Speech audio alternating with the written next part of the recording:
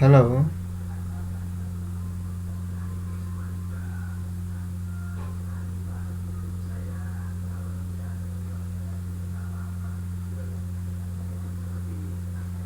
selamat malam Pak Rizky.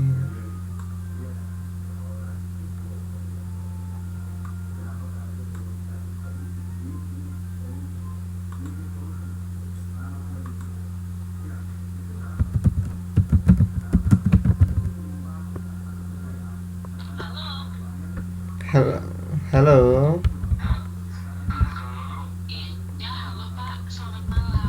selamat malam. Sambil menunggu teman-temannya yang lain ya.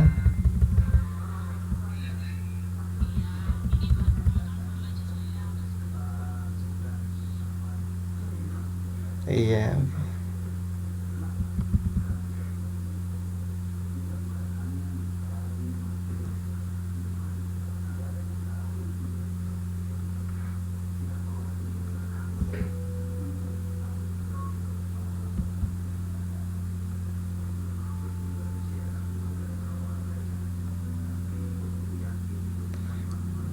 Halo.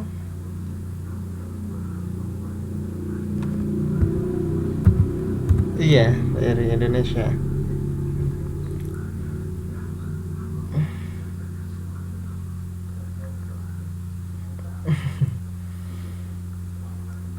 Ini sambil menunggu teman-teman yang lain kita kenalan dulu ya.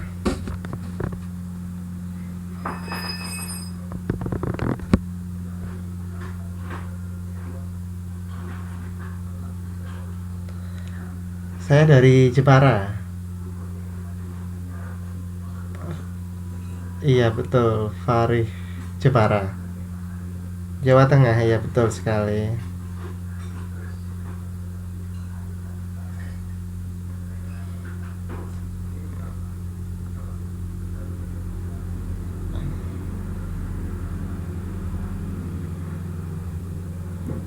Kegiatannya saya mengajar sebagai guru. Saya sebagai guru di SMK.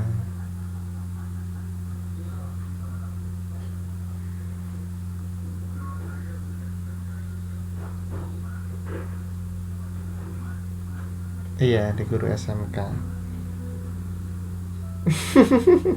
Iya, kalau di Taiwan di SMP. Baru masuk dua ini. Selamat malam untuk Pak Huda apa Mas Huda ini ya.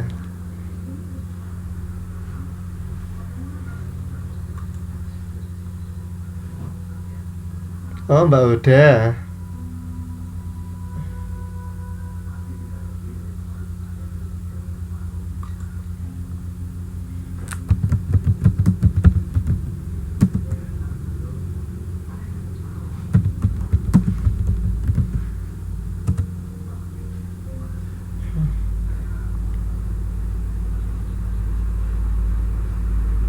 Oh iya, untuk videonya malam ini belum bisa dinyalain ya, Pak.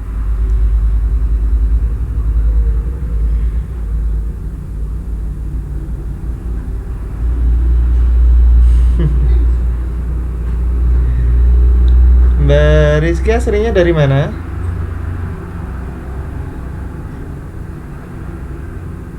Oh, Malang, Jawa Timur. Udah lama di Taipei? Udah berapa tahun?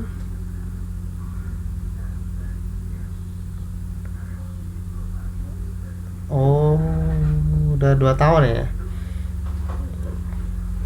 Lumayan juga ya. Hmm, hampir 2 tahun.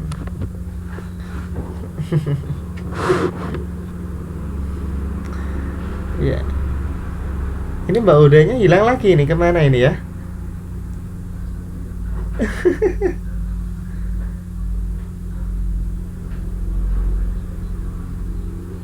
Oh, alah. Baru satu yang masuk. Kita tunggu dulu ya, sambil kita ngobrol dulu aja lah.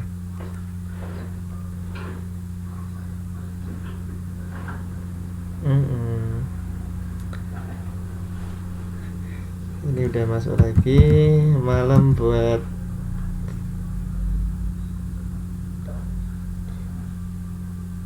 Pak Yeyen, apa Ibu Yeyen ini ya?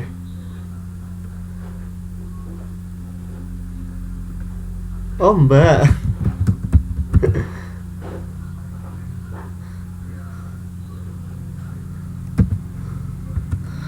Oh gitu. Yang laki-laki nggak ada untuk malam ini.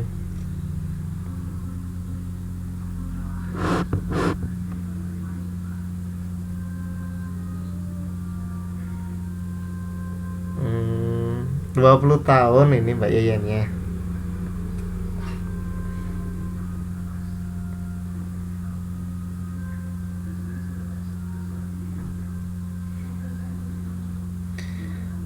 Untuk sekarang ini cuacanya panas sekali ini.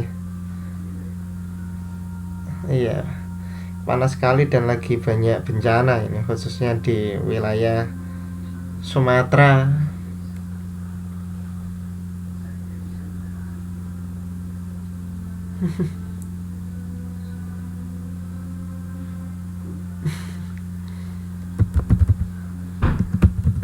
Iya, ada asap.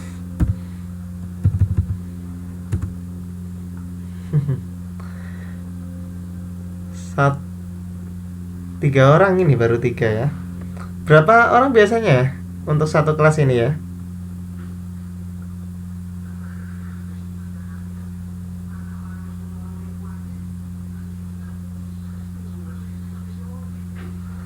Oh, 14 orang. Baru masuk 3.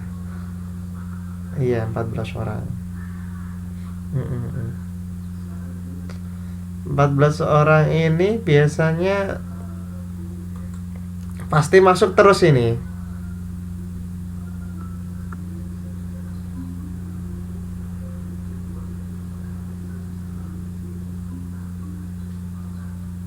Hmm, nyusul. Iya, iya.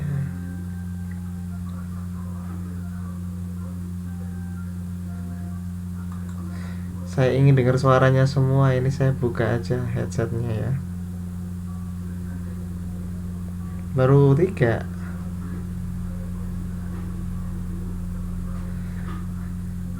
Iya, untuk suaranya manggilnya ini enaknya Mbak semua atau gimana ini? Beda-beda ya.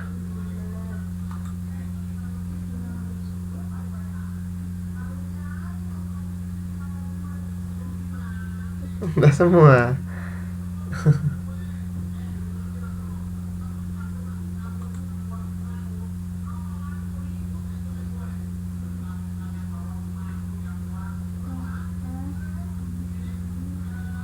Iya benar sekali dari Jawa.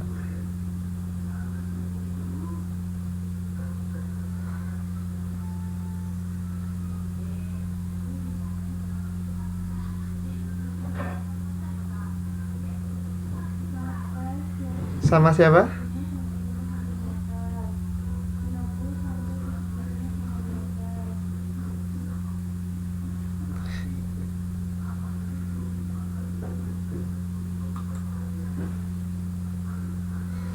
Jawa. Oh iya benar nadanya sama. Iya kita ketemu berarti. Sofla Karin, Sofla Karin. Ini Mbak Sofla Karin ya?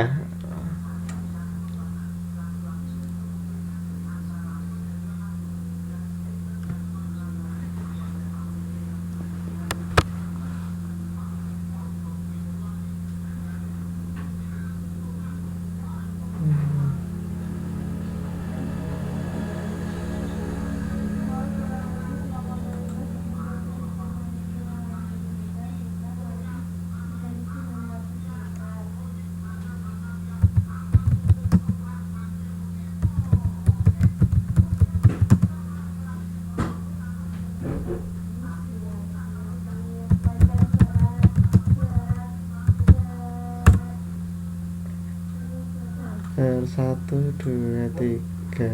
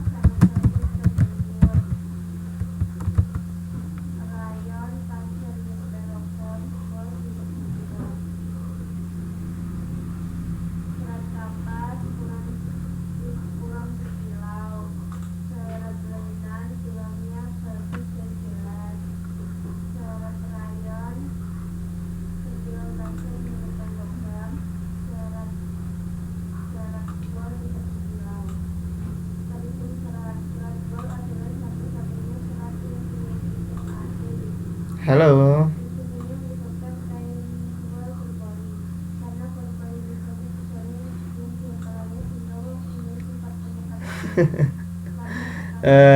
Sebentar, ini menyesuaikan dulu. Saya coba aktifin untuk mikrofonnya.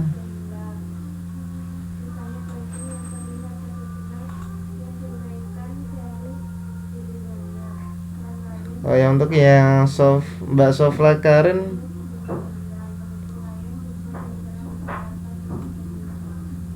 nggak bisa aktif ini ya.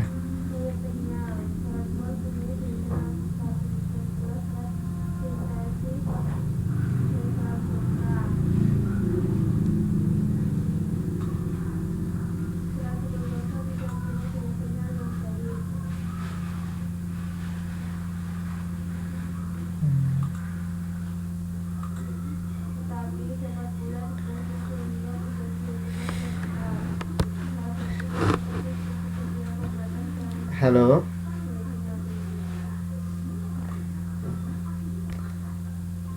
Halo. Ya. Oh, ini untuk buku modul sudah punya semua apa belum? Iya. Iya, untuk buku modul sudah punya semua belum? Untuk buku modul udah punya semua belum? Sudah di-download ya?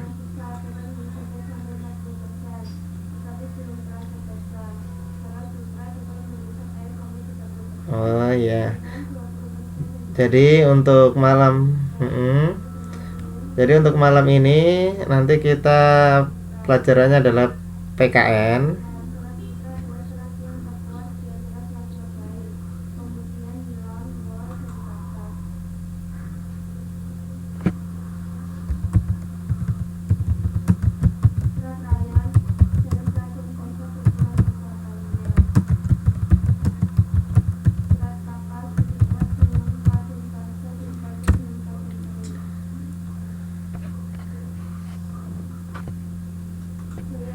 Oke.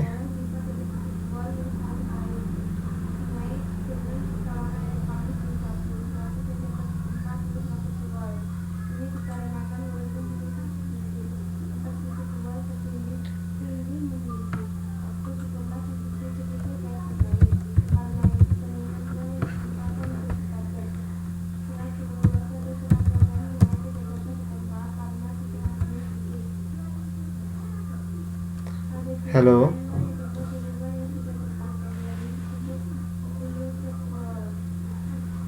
Ya.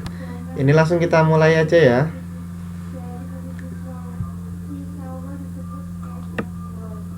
Oke, kita mulai. Pertama, saya ucapkan selamat malam untuk semuanya. Assalamualaikum warahmatullahi wabarakatuh.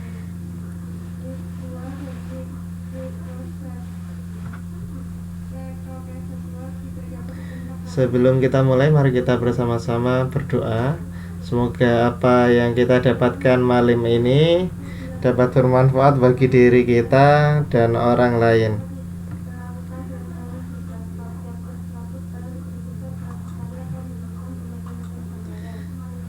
Berdoa mulai.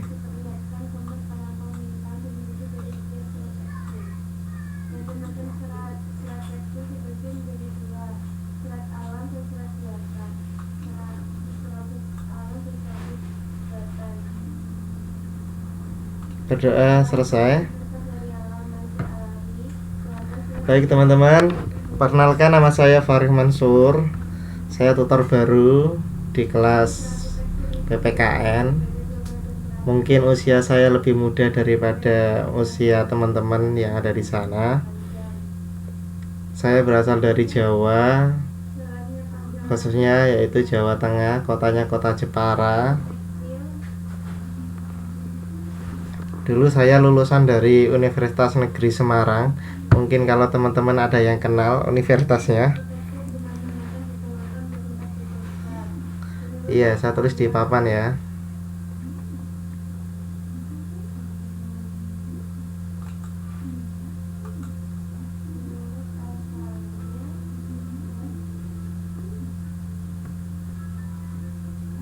Sebentar.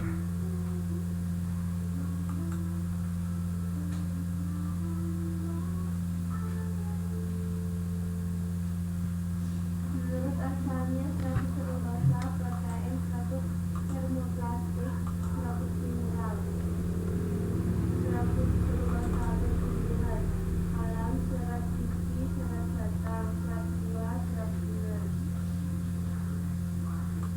Batang biji, batang buah, biji batang, buatan rayon kupramonium, rayon viskosa, selulosa Untuk tutornya Bapak ini, untuk saudari Luna. protein atau hewan alam, sutra, wol, hebat, binatang lain. Itu buatan wol, susu, cikara. Termoplastik atau buatan asetat, poliamida, poliester, poliakrilik, polivinil, klorida. Asetat, poliester, asetat, poliester, poliamida, poliester, asetat, poliamida, poliester. Mineral alam, asbes, batang, serat gelas, serat logam. 100 selulosa atau tumbuhan putih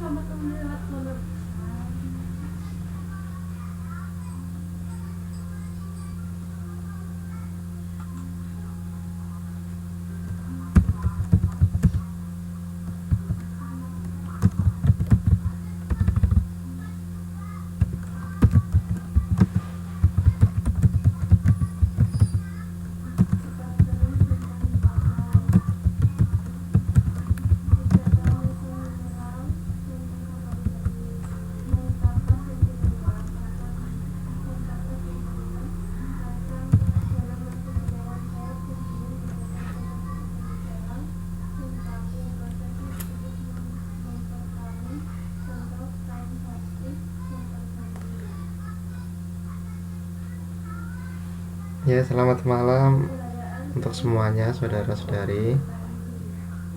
Mari kita mulai langsung pelajarannya. Kita udah kenalannya udah cukup. Tadi udah kenal saya, nama saya Farih Mansur, asalnya dari Jepara. Jadi di sini saya sebagai tutor baru. Jadi mohon maaf ini karena saya baru menyesuaikan dengan program yang ada di sini khususnya. Jadi saya baru mempelajari tool-toolnya, jadi belum begitu memahami semuanya. Jadi mohon dimaklumi untuk semuanya. Jadi untuk kenalan, nama saya Farih Mansur, usia saya 26 tahun. Baru 26 tahun ya, mungkin usia saya masih muda. Mungkin ada di antara bapak ibu, mohon maaf kalau tidak ada ibu-ibu, kalau tidak ada bapak-bapak, berarti saya panggilnya semuanya ibu-ibu karena saya juga belum tahu usianya ini berapa semua. Mungkin ada yang lebih tua dari saya, jadi saya panggilnya ibu aja ya. Iya, untuk umum untuk semuanya untuk ibu. Untuk Mbak Honda banyak yang lebih tua. Oke, saya panggilnya ibu aja untuk kesetaraan. Jadi tidak ada yang dianggap lebih tua ataupun lebih muda. Semuanya nanti saya panggilnya ibu. Kita mulai aja. Jadi pada kesempatan kali ini saya mengampu untuk mata pelajaran PKN di kelas ini, di kelas 7 semester yang kedua. Pada pertemuan yang pertama ini ya tentunya kita saling mengenal terlebih dahulu, kita saling silaturahim. Semoga silaturahim ini nanti dapat berjalan dengan baik. Tidak hanya pada kelas-kelas ini aja, tapi bisa berkelanjutan di kemudian hari. Kita bisa saling mengenal lebih jauh. Ya siapa tahu juga saya bisa nanti sampai ke daerahnya ibu-ibu yang ada di sana, di Taipei. Kita langsung aja, bapak, ibu-ibu, mohon maaf, ibu-ibu silakan diperhatikan modul yang sudah saya buka di sini. Pada kesempatan kali ini di bab yang pertama, di modul yang pertama di PKN kelas 7, kita akan membahas berkaitan dengan norma yang berlaku di dalam masyarakat. Sebelum kita masuk pada materi yang lebih lanjut lagi, lebih dalam lagi, mari kita bersama-sama untuk memahami tujuan dari pembelajaran ini itu apa. Harapannya ketika nanti sudah mempelajari ini, yang pertama adalah ibu-ibu mampu mendeskripsikan hakikat dari norma, kebiasaan, adat istiadat, dan peraturan yang berlaku dalam masyarakat. Yang kedua, nanti ibu-ibu mampu menjelaskan hakikat dan arti penting hukum bagi warga negara.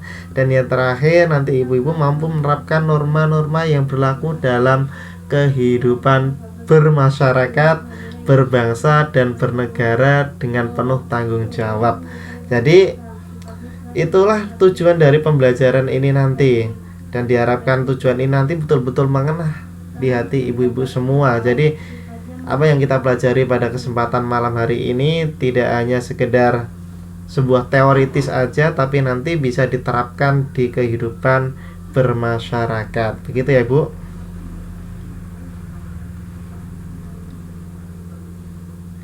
Kita bisa lihat lingkup kegiatan pembelajarannya.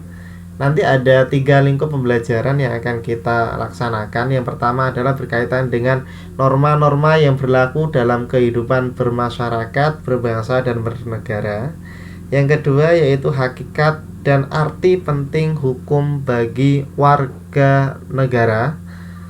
Serta yang terakhir yaitu penerapan norma dalam bermasyarakat, berbangsa, dan bernegara. Kita langsung kaji untuk kegiatan pembelajaran yang pertama, yaitu norma yang berlaku dalam kehidupan bermasyarakat, berbangsa, dan bernegara.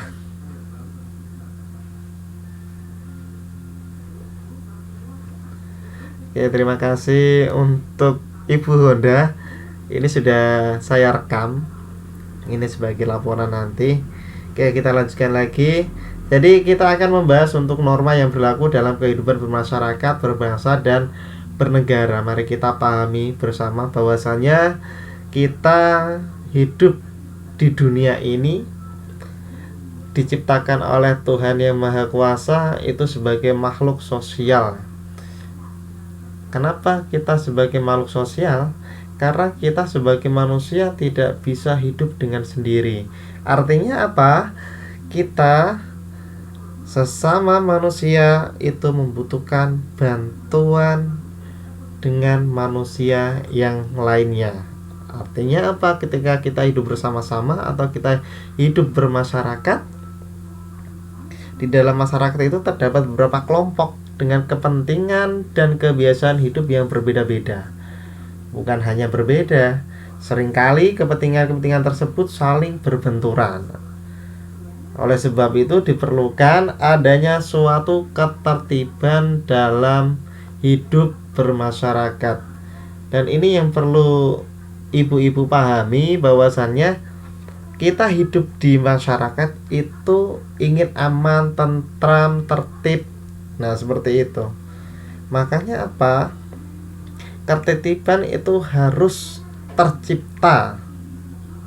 Nah, tertib itu bisa tercipta ketika di dalam kehidupan masyarakat. Ketika di dalam kehidupan masyarakat ada yang namanya sebuah aturan. Untuk dapat memenuhi kepentingan dan kebutuhan di masyarakat tersebut, maka terciptalah sebuah norma-norma yang berlaku di dalam masyarakat. Makanya kita bahas yang pertama yaitu adanya norma. Kita sering sekali mendengar kata norma. Di sini sudah dijelaskan bahwasannya norma yaitu peraturan yang berisi perintah dan larangan sebagai pedoman tingkah laku manusia dalam masyarakat. Kita kaji perintah. Kita sudah sering mendengar kata perintah. Perintah yaitu keharusan untuk berbuat sesuatu karena memiliki akibat-akibat yang baik. Nah, itu perintah. Sedangkan larangan adalah keharusan untuk tidak berbuat sesuatu karena akibat-akibatnya dipandang tidak baik. Dengan norma, manusia memperoleh petunjuk bagaimana harus bertindak dalam masyarakat, apa yang harus dijalankannya, dan perbuatan mana yang harus dihindarinya. Norma bertujuan untuk menjamin terpenuhnya kepentingan bersama dan terciptanya ketentraman dalam masyarakat. Dalam pergaulan hidup di masyarakat terdapat 4 macam norma.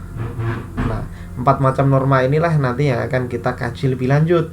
Tentunya norma-norma ini semua nanti sangat berlaku dalam kita berkehidupan, berbangsa, bertanah air, bermasyarakat.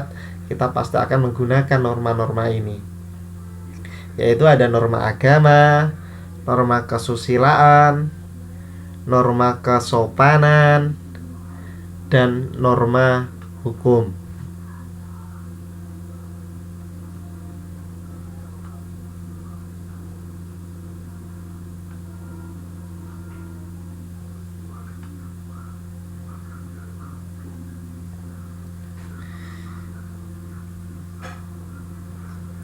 Norma bertujuan untuk menjamin terpenuhnya kepentingan bersama dan terciptanya ketentraman dalam masyarakat. Dalam pergaulan hidup di masyarakat terdapat 4 macam norma tadi, ya kan? Nah, norma-norma tersebut itu memiliki sanksi bagi siapa saja yang melanggarnya. Sanksi itu akan memperkuat berlakunya norma dalam masyarakat. Mari kita kaji bersama-sama untuk norma yang pertama, ya. Untuk norma yang pertama yaitu norma agama. Norma agama yaitu peraturan yang diterima sebagai perintah, larangan, dan anjuran yang berasal dari Tuhan. Jadi norma agama ini sumbernya adalah dari Tuhan. Peraturan-peraturannya terkandung dalam kitab suci yang berisi tuntutan hidup ke arah jalan yang benar. Norma agama berlaku bagi para pemeluknya. Jadi semua norma agama, baik itu mulai dari agama Kristen, Hindu, Buddha, Protestan, dan lain sebagainya, itu memiliki aturan-aturan yang berbeda sesuai dengan kitab sucinya masing-masing, karena aturannya itu bersumber dari kitab suci. Jika agamanya Islam, dia sumbernya dari Al-Quran. Jika agamanya Kristen, dia bersumber dari Injil, dan lain sebagainya. Seperti itu. Jadi ada aturan-aturan, ada ketetapan-ketetapan, ada larangan, juga ada perintah. Makanya perlu kita pahami bersama berkaitan dengan larangan dan perintah tadi. Kalau perintah adalah segala sesuatu yang harus kita lakukan karena dianggap bahwasanya itu adalah baik, seperti itu. Tapi larangan berarti segala sesuatunya tidak boleh kita lakukan karena dianggap itu buruk hasilnya.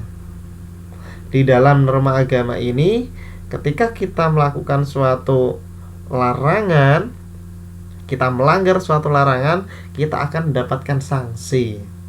Dan sanksinya apa? Kita akan mendapatkan sebuah dosa. Sanksinya adalah kita mendapatkan dosa. Ya. Dan dosa itu di sini dikatakan bahwasanya dosa akan mendapatkan suatu kutukan dan nanti akan dihukum Tuhan. Itulah di norma agama. Oleh sebab itu, pengikut ajaran agama akan senantiasa berusaha berbuat baik dalam menjalin hubungan dengan sesamanya sesuai dengan perintah Tuhan, sesuai dengan ajarannya masing-masing. Seperti itu. Jadi saya yakin semua yang ada di sini pasti memeluk agama. Jadi semua agama di sini adalah baik, dan semua agama itu memiliki norma ataupun aturan yang berlaku bagi agamanya tersebut. Dan norma tersebut, norma-norma yang terkandung itu terdapat dalam kitab sucinya masing-masing. Dan kitab suci itu pasti sudah dibuktikan kebenarannya.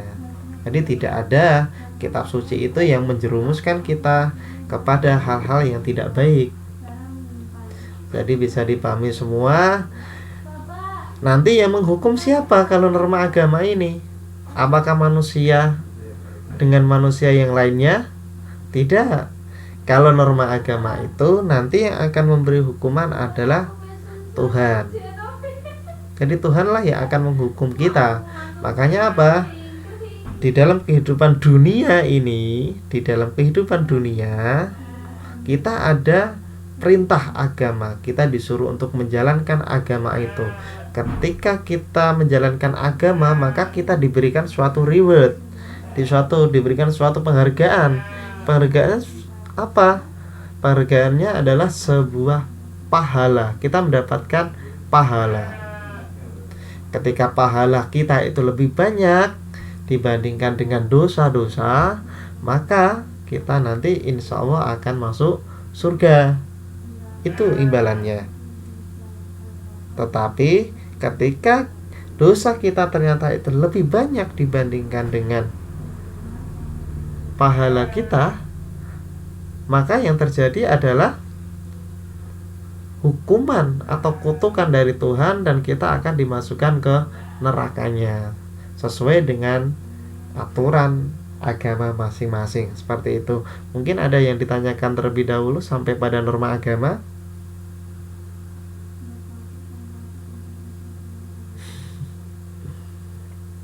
Ada yang ditanyakan dulu untuk ibu-ibu dan mbak-mbak. Yang ditanyakan jangan suara mbeknya. Ya, untuk videonya malam ini belum bisa saya putar ya. Insya Allah di lain kesempatan nanti saya putar.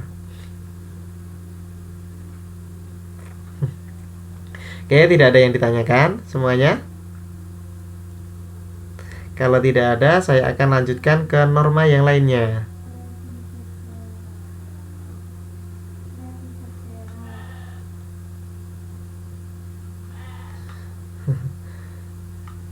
Masuk pada norma yang kedua, yaitu norma kesusilaan ya. Norma kesusilaan. Ya. Kesusilaan ini bisa, kita sering mendengar kata kesusilaan seperti ini ya. Jadi norma kesusilaan ini bertujuan agar manusia itu hidup berbudi atau memiliki hati nurani. Ya. Norma kesusilaan adalah sekumpulan peraturan hidup yang dianggap sebagai suara hati nurani setiap manusia. Norma ini berhubungan dengan manusia sebagai individu karena menyangkut kehidupan pribadi manusia. Peraturan-peraturan hidup ini berupa bisikan kalbu atau suara hati yang diakui dan diinsafi oleh setiap orang sebagai pedoman dalam sikap dan perbuatannya. Kita bisa lihat di sini ada gambar, mungkin semuanya bisa melihatnya ya kan. Di sini dicontohkan ini norma asusila, ada seorang wanita. Kemudian dia memakai baju yang ketat, gitu kan? Kita bisa melihat di sana, kita masih melihat di sana bajunya sampai itu perutnya kelihatan, gitu kan? Kemudian digodain sama seorang laki-laki. Nah, seperti itu. Susila artinya apa sih?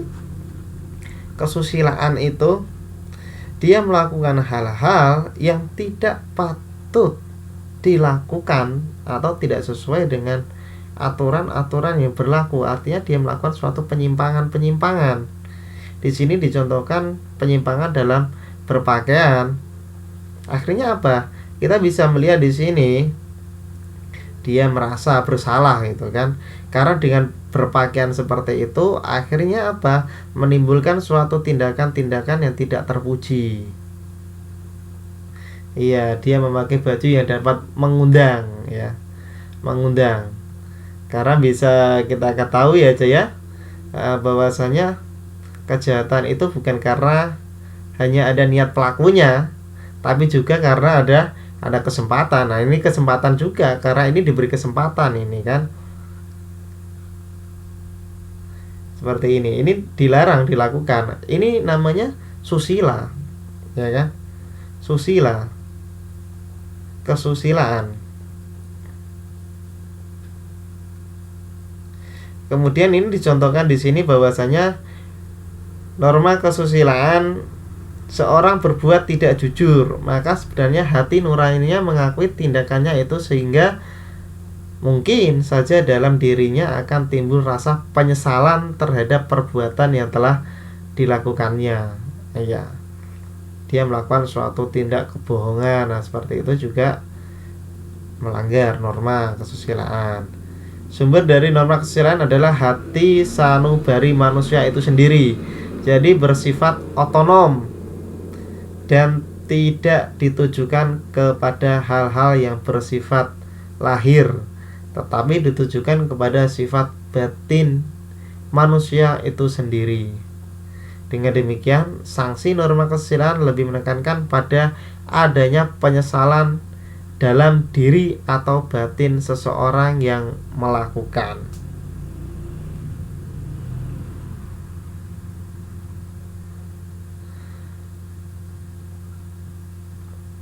Oke, ada yang ditanyakan terlebih dahulu?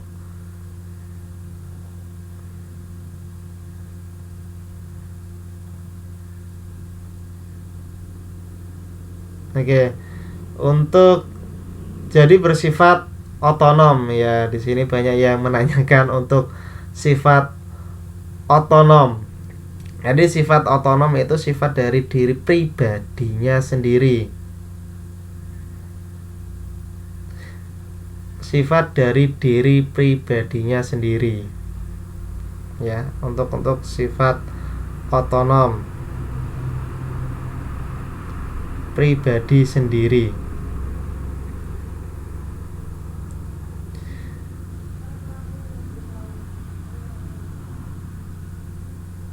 Kenapa dia dikatakan sifatnya otonom pribadinya sendiri?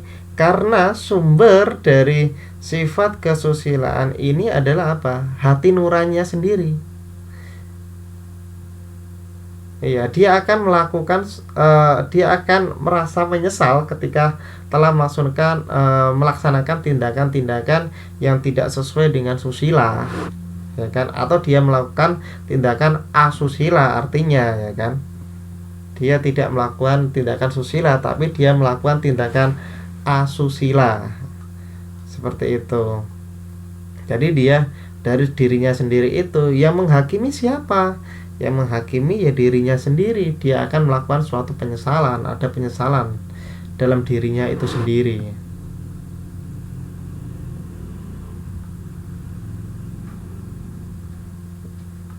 Oke. Pelaksanaan norma susila antara lain berbuat jujur, tidak dengki, berbuat baik dan cinta kasih terhadap sesama. Barang siapa yang melanggar norma susila selain penyesalan dalam diri juga mendapatkan sanksi dari masyarakat. Dia akan dikucilkan dan dipandang tidak memiliki susila. Gitu, seperti itu.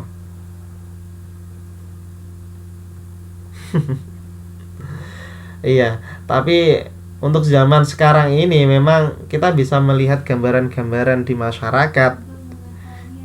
Yang mungkin yang saya lihat di gambaran di masyarakat yang sekarang ini untuk anak-anak muda zaman sekarang gitu kan. Anak-anak muda zaman sekarang, anak sekolah zaman sekarang belum waktunya nikah, masih sekolah ternyata sudah hamil. Nah, seperti itu kan, dia melaksanakan pelanggaran-pelanggaran norma susila seperti itu. Jadi belum waktunya nikah dia sudah merasakan hal tersebut. Nah, seperti itu. Sehingga dia akan menyesal. Bahkan kalau masyarakat tahu, dia akan dikucilkan. Bahkan dia akan dibuang dari desanya atau diusir dari desanya. Nah, seperti itu. Itu artinya apa? Melanggar norma-norma kesusilaan. Ya, terutama juga kalau saya contohkan aja di anak sekolah, karena kebetulan saya juga masih mengajar di dunia SMK. Anak sekolah dalam bentuk berpakaian, ya dalam bentuk berpakaian tidak hanya perempuan, laki-laki juga berpakaian, khususnya malah yang perempuan itu pakai bajunya yang sangat ketat sekali, padahal udah ada aturan harus longgar, ternyata diketat-ketati. Nah, seperti itu kan melanggar norma kesusilaan. Kemudian yang laki-laki juga memakai yang tidak sesuai dengan aturan, seperti itu. Baju tidak sesuai dengan aturan, dia juga bisa melanggar norma-norma kesusilaan. memang pada norma kesusilaan ini kita bisa melihat dalam kehidupan sehari-hari kita, ya, dalam kehidupan sehari-hari kita yang terjadi. Contohnya ada lagi, misal seorang laki-laki itu tiba-tiba dia menghampiri seorang perempuan, kemudian memegang daerah tertentu yang dilarang. Nah, seperti itu kan melanggar juga norma kesusilaan.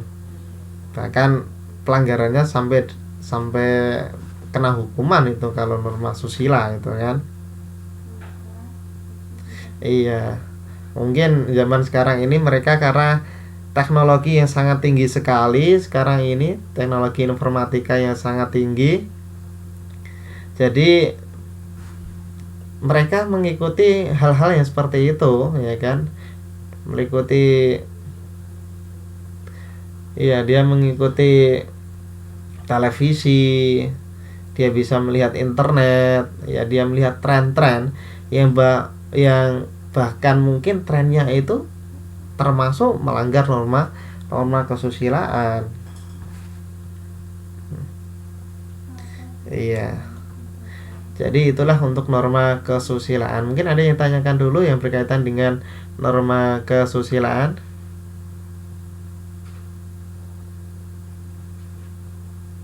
Ya. Jadi memang sekarang ini trend centernya ya terkadang bagus memang kalau kita kaitkan dengan dunia seni, emang sedikit repot karena seni dia mintanya seperti itu, tapi kalau kita kaitkan dengan kaidah, norma, aturan yang berlaku, bahwasanya pembuatan misal jenis pakaian aja, jenis pakaian yang tidak sesuai dengan aturan-aturan itu juga melanggar norma kesusilaan, khususnya bagi yang memakainya. Ya, untuk pertanyaannya Luna tadi apa? Bisa ditulis lagi mungkin?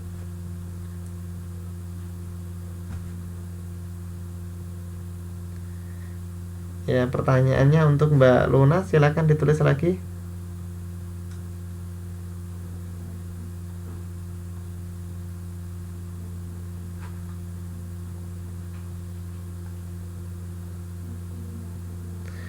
Bohong, norma kesusilaan atau norma agama? Iya, bohong. Untuk bohong kita bisa lihat di norma agama pun kita dilarang untuk berbohong, karena berbohong itu akan mendapatkan dosa. Secara otomatis bahwasanya bohong itu bisa masuk norma agama.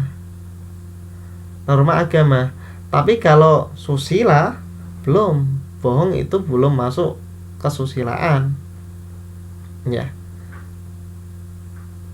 Kemudian ya, pelanggaran bohong masuknya pada norma agama. Mencuri jelas larangan agama, maksudnya pada norma agama.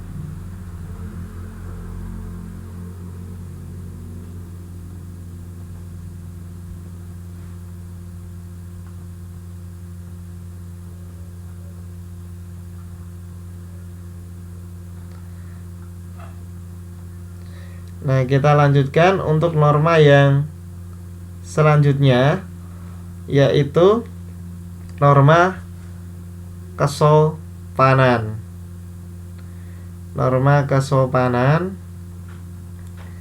Oke. Untuk norma kesopanan ini bertujuan agar pergaulan hidup berlangsung dengan nyaman, penuh kepatutan dan menyenangkan. Menurut Kansil 1986, norma kesopanan merupakan peraturan hidup yang timbul dari pergaulan segolongan manusia. Oke. Peraturan-peraturan itu ditaati sebagai pedoman yang mengatur tingkah laku manusia terhadap manusia yang ada di sekitarnya. Oleh sebab itu, dalam kenyataan sehari-hari di masyarakat, kaidah kesopanan bisa bersifat subjektif dan lokal. Artinya, apa yang dikatakan sopan atau tidak sopan oleh suatu kelompok masyarakat tentu tidak selamanya dianggap demikian oleh masyarakat yang lainnya. Sumber norma kesopanan ini tidak terlepas dari kebiasaan yang berlaku di masyarakat, sehingga sanksi pun akan muncul dari masyarakat yang bersangkutan. Sanksi atas pelanggaran norma kesopanan tidak terlalu keras dan biasanya bersifat subjektif.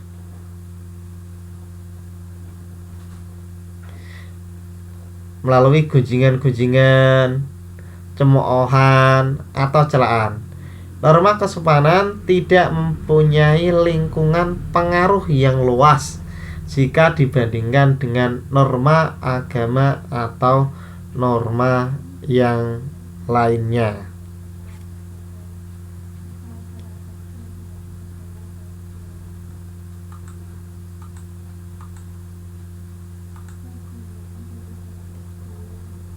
Ya. Jadi untuk contoh-contohnya dari norma kesopanan bisa kita lihat, yaitu meludah di depan orang, berbusana srono atau norak juga, bersendawa ketika sedang makan, lewat di depan orang tua yang sedang duduk tanpa permisi.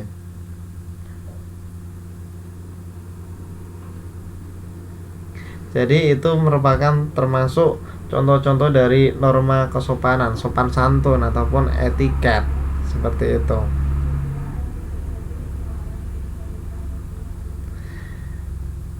Oke, untuk materi sampai pada norma kesopanan ini ada yang ditanyakan terlebih dahulu sebelum kita akhiri untuk kelas malam untuk kelas malam hari ini. Iya, selamat datang untuk Mbak Siti.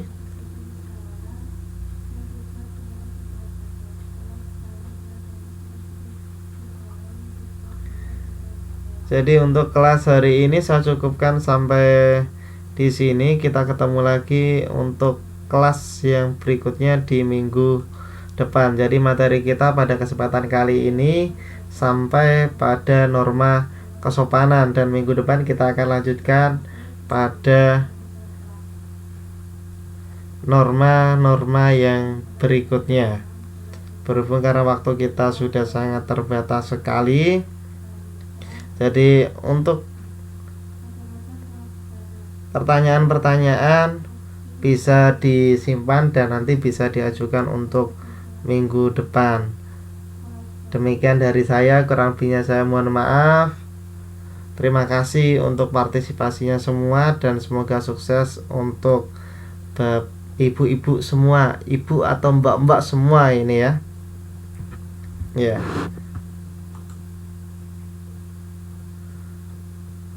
Oke, terima kasih dan salam kenal dari saya.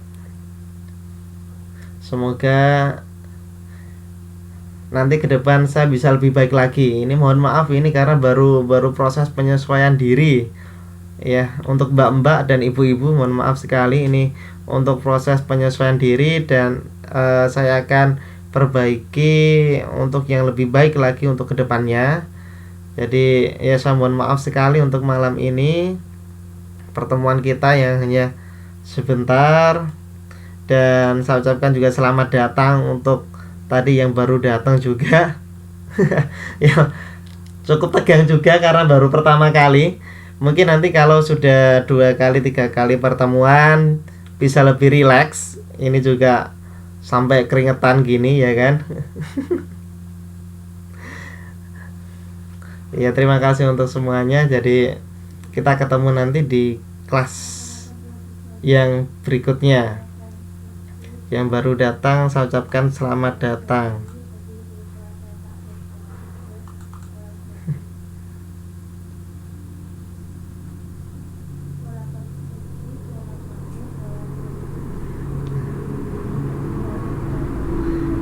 Oke, terima kasih. Selamat malam semuanya ya.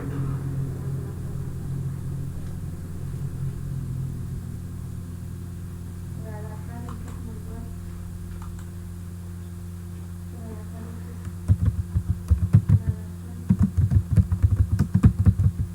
untuk gerakan dia untuk membuat bola.